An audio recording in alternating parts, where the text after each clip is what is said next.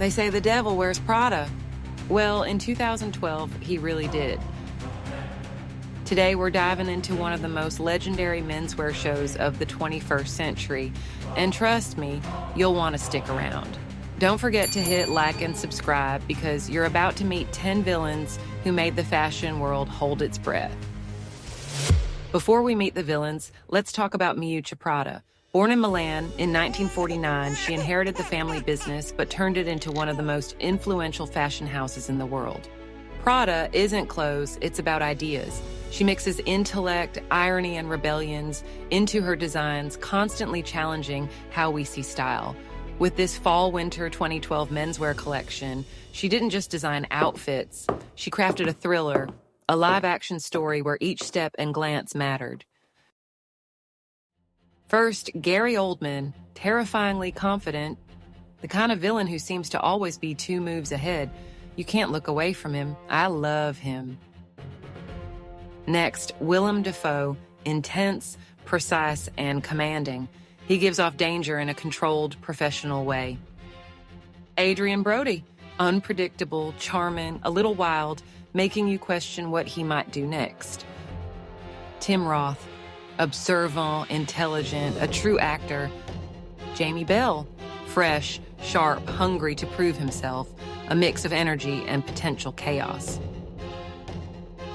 Garrett Hedlund, mysterious, cool, detached, walking his own line while still part of the bigger story.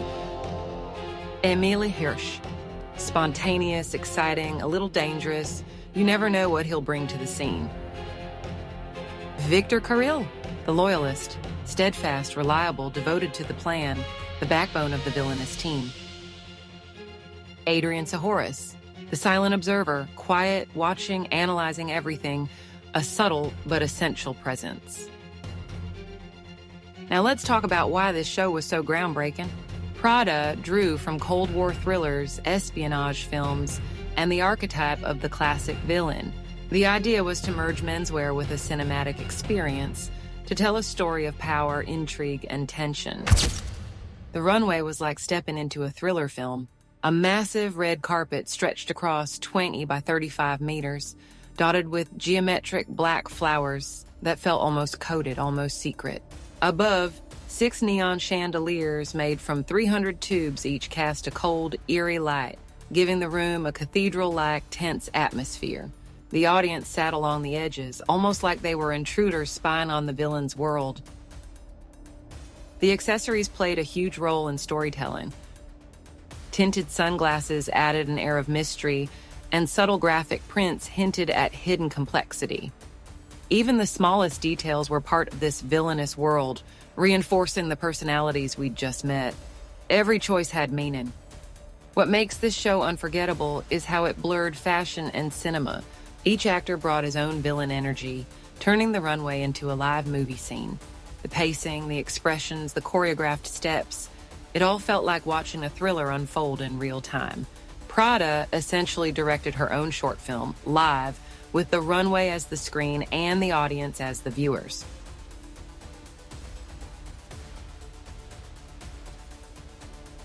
Why do we still talk about this show today? Because it redefined fashion presentation. It wasn't just a runway, it was storytelling at its peak, casting real actors instead of models, designing an immersive environment, and creating a tension-filled narrative made it unforgettable. It challenged how fashion could be experienced and inspired designers to treat shows as performances, not just clothing displays. Miuccia Prada's genius is in her ability to mix intellect with rebellion. She can take a classic suit and transform it into a statement, a personality, a story. This collection shows how she merges conceptual ideas with wearability, creating fashion that's thrilling, tense, and timeless. It's why Prada remains one of the most influential fashion houses in the world.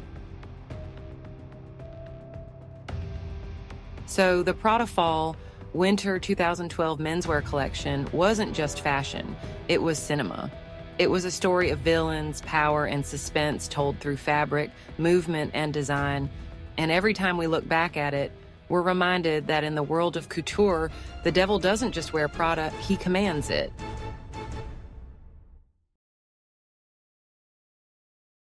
If you enjoyed this dive into Prada's genius, make sure to subscribe, like, and comment which villain is your favorite. I want to know who gave you chills the most. Trust me, this story is just as thrilling today as it was in 2012.